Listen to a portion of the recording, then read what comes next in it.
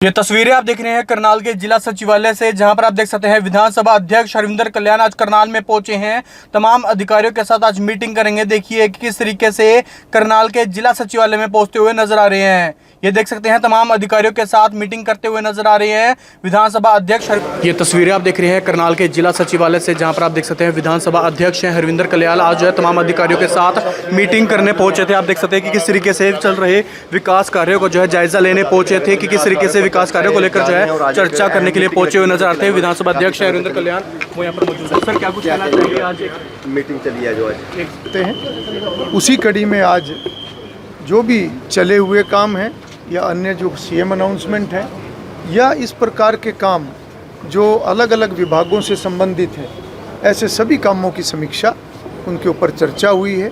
जो काम आगे बढ़े हैं उनको और गति मिले, जिन कामों में किसी भी प्रकार की कोई अड़चन है विभाग की तरफ से या और किसी प्रकार से, तो उन अड़चनों को दूर किया जाए।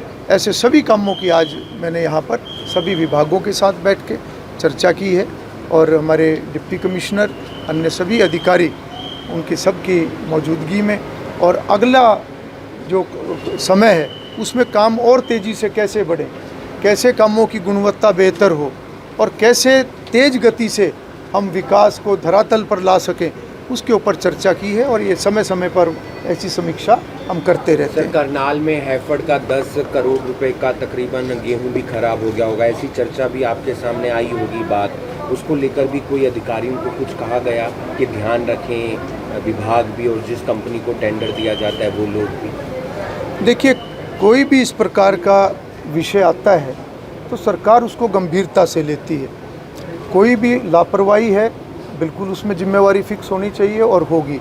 और जहाँ तक कोई भी अधिकारी किसी भी प्रकार से कर्मचारी या कोई भी अगर भ्रष्टाचार में लिप्त मिलता है तो सरकार की जो ज़ीरो टॉलरेंस की पॉलिसी है भ्रष्टाचार को लेकर, उसमें बिल्कुल गंभीरता से सरकार आगे बढ़ रही है।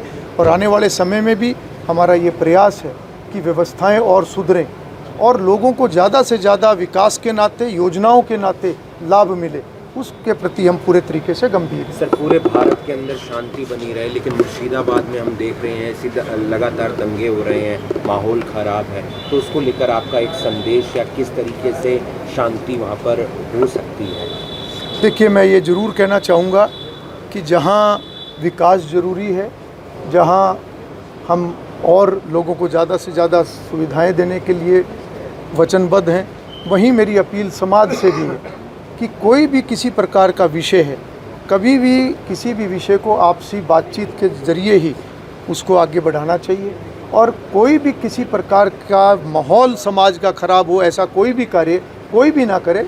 हर व्यक्ति एक जिम्मेवार नागरिक की भूमिका निभाए, ऐसी मैं अपील करता हूँ। नई विधानसभा को लेकर नया कोई आने वाले समय में सर कहाँ तक पहुँचा है प्रोसेस से? देखिए, वो एक प्रक्रिया है जो चली हुई है और निश्चित रूप से, क्योंकि आने वाले समय में जब डिलिमिटेशन होगी तो हमारे जो सदस्य हैं उनकी संख्या भी बढ़ेगी, और जब संख्या बढ़ेगी तो हमें बड़े विधान भवन की आवश्यकता पड़ेगी। मौजूदा जो हमारा विधानसभा है उसके अंदर जो हमारे स्पेस अवेलेबल है उससे ज़्यादा बढ़ने की गुंजाइश उसमें नहीं है। इसलिए निश्चित रूप से आने वाले समय में हमारा प्रयास रहेगा कि तय समय सीमा में हम नई व्यवस्था को तैयार करें। एक मंडियों में खरीद को लेकर भी किसान नेताओं ने सवाल उठाए कि ज़्यादा जो तोल है वो तोल में कमी आ रही। देखिए, एक आध घटना कहीं पर भी हो उसके ऊपर संज्ञान लिया जाता है। कुल मिलाकर मैंने भी कई मंडियों का दौरा पिछले दिनों में किया है।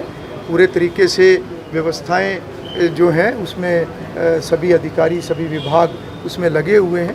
फिर भी किसी प्रकार की कोई दिक्कत किसी किसान को हो, किसी व्यापारी भाई को हो, उसके लिए हमेशा प्रशासन भी तैयार है।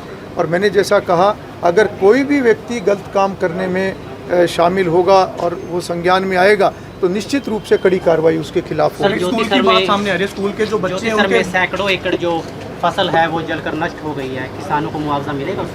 देखिए, मेरी जानकारी के अनुसार माननीय मुख्यमंत्री जी ने उसके बारे में एक रिपोर्ट भी मांगी है और अगले दिनों में जैसे रिपोर्ट मुख्यमंत्री जी के पास जाएगी तो सरकार उसमें आगे बढ़ेगी।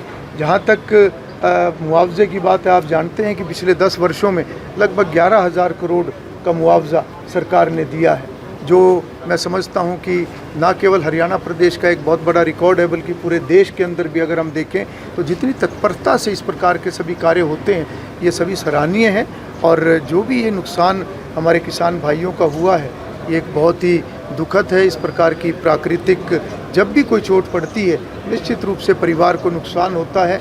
और मेहनतकश किसान, जो कि एक बहुत ही मेहनत करके हम अपनी फसल को उगाते हैं, जब नुकसान होता है तो उसकी भरपाई सरकार जहाँ तक संभव हो सरकार करती है, परंतु जो भी नुकसान होता है किसान को उसकी कहीं ना कहीं दिक्कत का सामना करना पड़ता है। सर, एक स्कूल की बात सामने आ रही है, जितना बच्चों का बैग का वजन होना चाहिए उससे ज़्यादा है, कहीं ना कहीं बच्चों पर इस चीज़ का भार।